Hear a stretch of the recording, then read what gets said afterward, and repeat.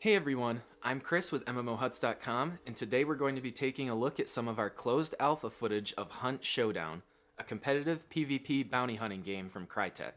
If you haven't heard about Hunt Showdown yet, basically you and your friend, or just yourself if you choose to go solo, are bounty hunting for dangerous monsters. Your goal is to find the bounty, kill it, banish it back to hell, then collect your token and extract out of the map. I've been playing a lot since we got our hands on some closed alpha keys, so we figured we would share some gameplay with you to show you what it's like. If you die in this game, your hunter is gone forever, so first things first, I need to recruit a new hunter since I lost mine in my last match. So now that I completed a match before this and lost my hunter, I have the option of getting a new pool of recruits, so I choose to do that. And I'm looking for somebody that has some high firepower, probably a shotgun in their kit somewhere, because I'm planning on fighting the butcher, and the butcher is very weak against shotguns in particular.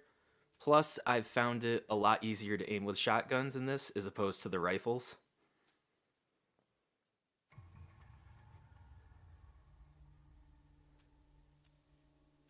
And after just a little bit of contemplation here, I decided to go with Jesse Baker, and I'm going to be playing as a solo player.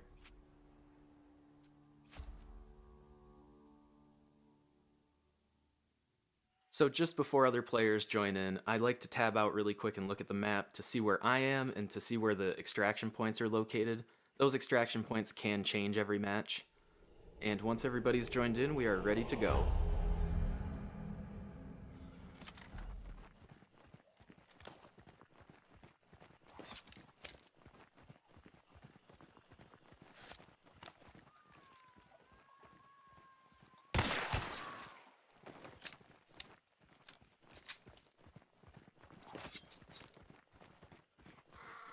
Now when the screen goes dark like that, I am actually using a specific key to do that, and that tells me based on the blue glow where clues might be located that are going to help me narrow down where the boss is actually at. And after getting my first clue right there, I am lucky enough to be able to get all 3 clues from it because I'm already in the boss area. So now I'm very much ahead of all of the other players in the match, and I really have 2 choices at this point. I can either run into the boss room and attempt to drop the boss before any players even have the chance to find this place, or I can stake this place out for a little while and wait to see if other players do eventually find it and survive to get there, and I can pick them off as they're coming in. Generally, I've found the best strategy, at least for my own personal skill set, is to wait it out and pick off players as they come in, because it can make it very hard to extract the bounty token out of the boss location when you have tons of people hiding outside just waiting for you and ready to pick you off. So trying to wait for about half of the match's worth of players and picking them off as they come in really does kind of help you out in the long run.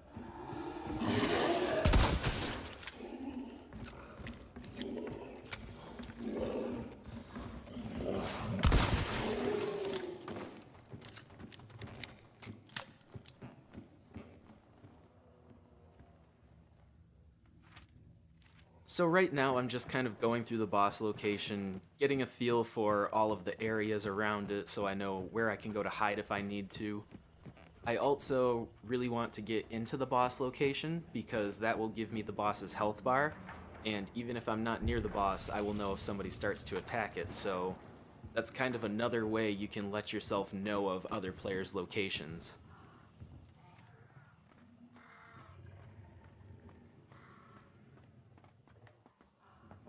I really want to get up above the boss area like I am right now, and just sort of find a good vantage point where I can stake out other players from, since I don't know this area very well yet. This spot actually does look pretty good to me because I have a lot of view distance, and I'll really be able to see anybody coming through this swamp area.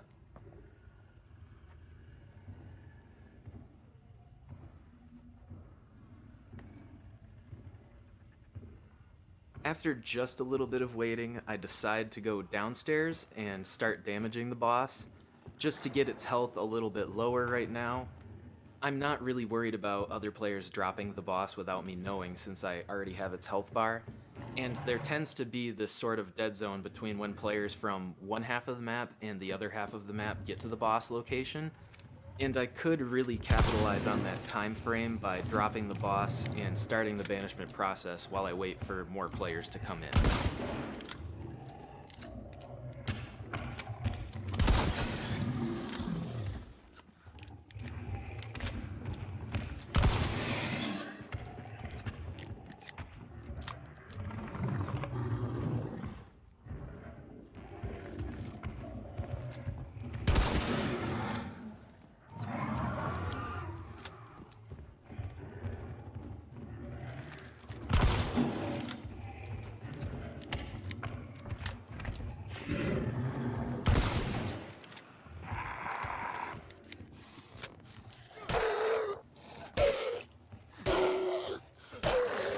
I'm very surprised that that guy didn't start swinging at me when he ran up to me. There was actually a moment where he just stood there, so I lucked out with the reload there and didn't take an extra hit.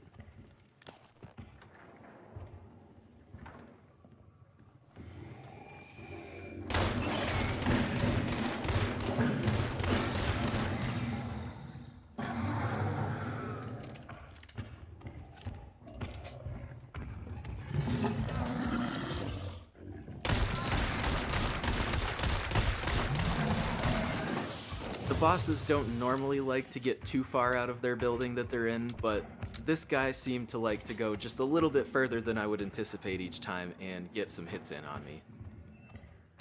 And right there, a bullet whizzes past my head. I have no idea where it's coming from, so I decide to take some cover in the houses that are nearby, and also hopefully pick up a first aid kit somewhere if I can find one, because I don't want to engage other players when I have so little health. Luckily, there was a first aid kit right in this house.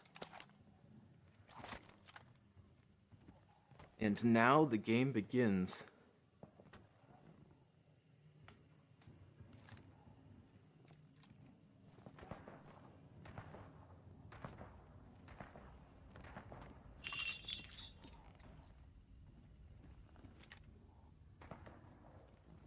Audio is definitely your friend in this game. You want to be listening for where player shots are coming from, where birds are getting scared away from, pretty much any noise that doesn't sound like a standard natural noise out of the environment.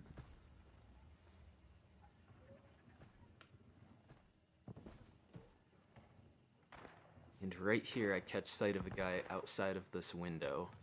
So I'm going to watch him and see where he and his partner go. Because I've already scouted out this area ahead of time when I first came into it, I kind of already have a sense of which way they're going to go and what way they're going to come from, so I can get ahead of them and position myself accordingly to take them out.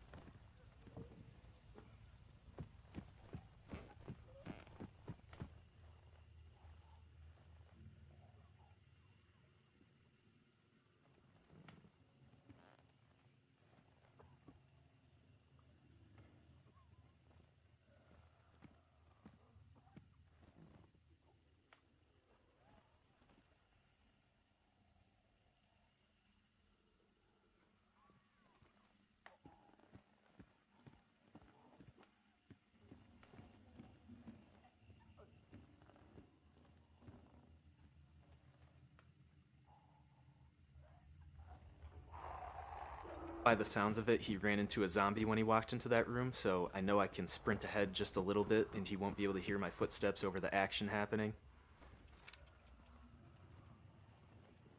And this looks like a pretty good spot to wait for him because I have a lot of cover between these barrels and the wooden corner of the house and that tattered cloth hanging there.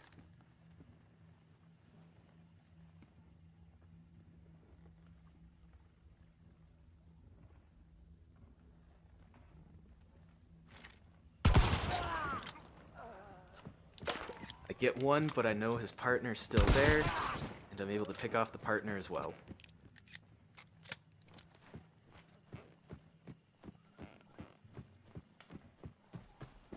Now, once again, the decision is pretty much, do I want to wait for more players to come in or start laying more damage on the boss?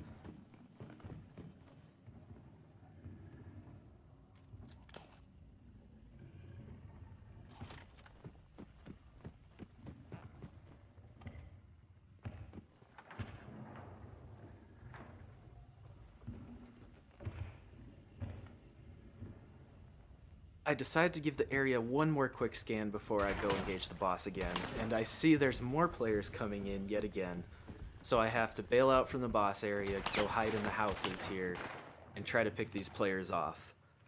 I'm not feeling confident that there's another first aid kit in the nearby vicinity because I already picked up that one from the house to my right. So I know, basically, I have to hold down this house right here and use these little bars to my advantage to peek through. I can see that the players are coming this way, and I can even hear their footsteps as they get close. So it's mostly about me outmaneuvering them at the moment. Right there, I'm able to drop one player. His partner is still there somewhere.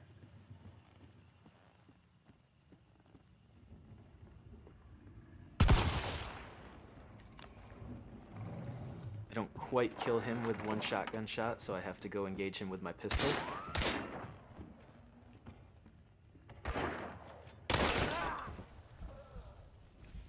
And I just barely escape him there with just a minuscule amount of health from his rifle shot. Thankfully, it wasn't quite enough to drop me.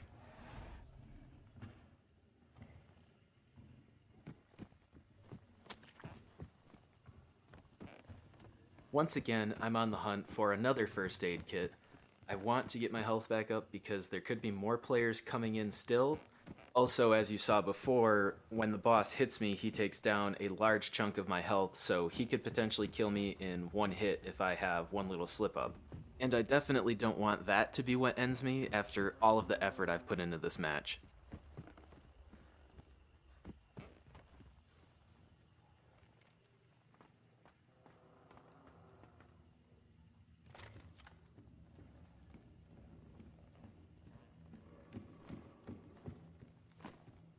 Thankfully, I'm able to find another first aid kit in the top of this barn.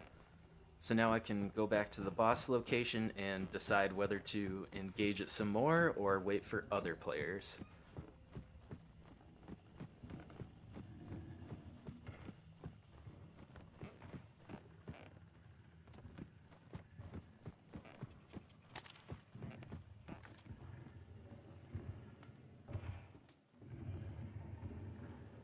I've cleared out enough players by now that I'm pretty confident I'm in that sort of delayed zone between players coming here from other locations and the ones in the immediate area, so I decide to drop the boss.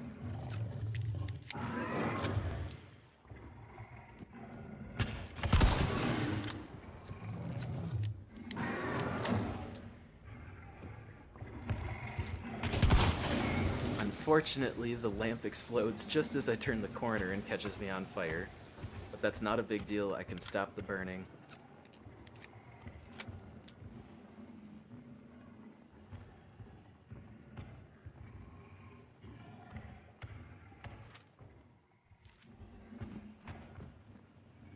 I have to wait for the fire on the ground to go away before I can enter the building again. That will catch me on fire if I step on it.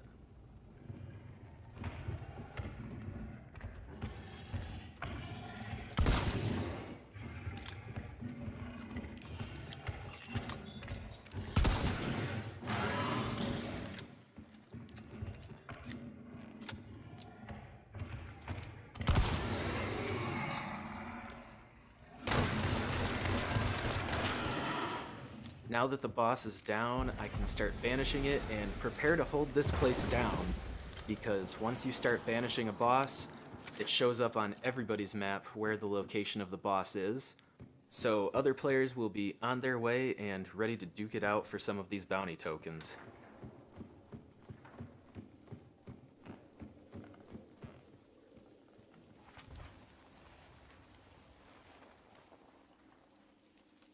Right there, you can see the map sort of burning a hole into itself where the banishment is happening.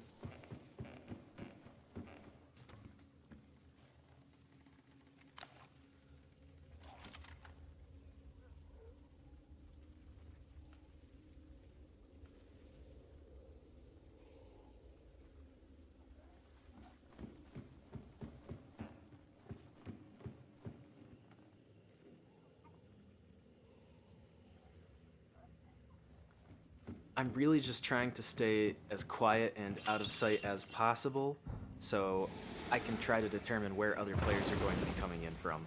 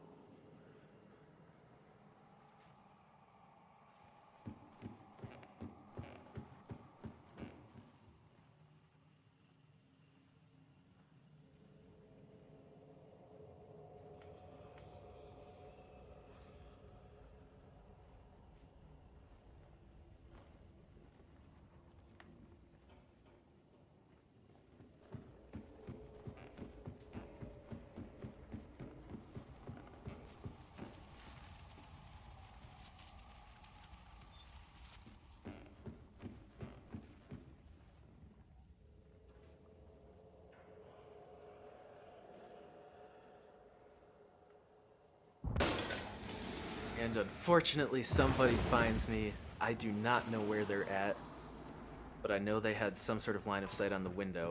After seeing that dynamite stick get chucked in the window, though, I know they're right below me, so they're going to be getting ready to assault me. I actually see somebody pass by the door through the boards on it, but I don't shoot because I'm not sure I'll have enough damage to actually drop them if I get the hit on them.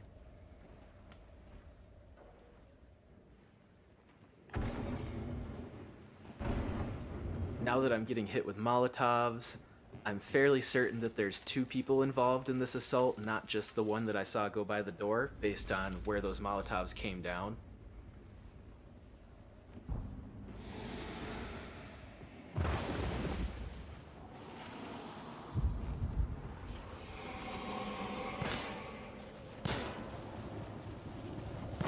Now that I have sight on this guy, I'm going to jump down and engage him head on.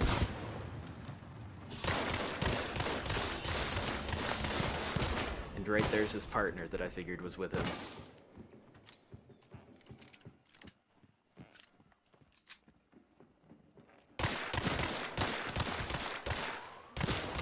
I'm able to drop the first player here, so I start reloading to get ready to engage the second player. I don't notice him peeking out right around the corner here, and he's able to drop me. That is the end of the match. My character is officially gone now, but that's part of the fun of the game, is you don't know whether you're going to come out of every match with your character or not. Even so, the game is an absolute blast, and I'm looking forward to playing more of it in the future. Let us know what you think about Hunt Showdown in the comments below. Don't forget to subscribe, and check out MMOHuts.com for more gaming news and reviews.